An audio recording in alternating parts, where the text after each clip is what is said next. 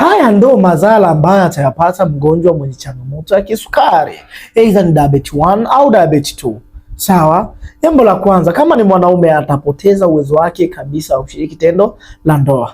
Atakuja kukumbana na changamoto ya figo, atakuja kukumbana na changamoto ya moyo kushindwa kufanya kazi vizuri. Sio hivyo tu, hii inaweza ikapelekea homoni ya kiume ambayo inajulikana kama testosterone hormone kuzalishwa kwa kiwango cha chini kabisa, na libido ya mwanaume kupotea kabisa, kwa kwamba huyu mwanaume hatakuwa na hamu, sio kushiriki tu, kuwa na hamu ya tendo kushindikana.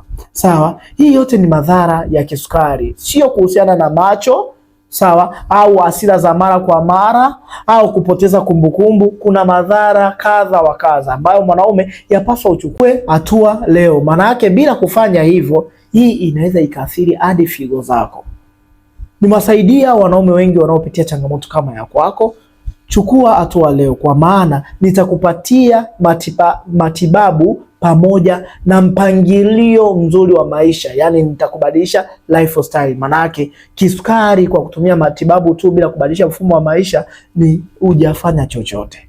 Niko hapa kwa ajili ya kusaidia. Tuma ujumbe WhatsApp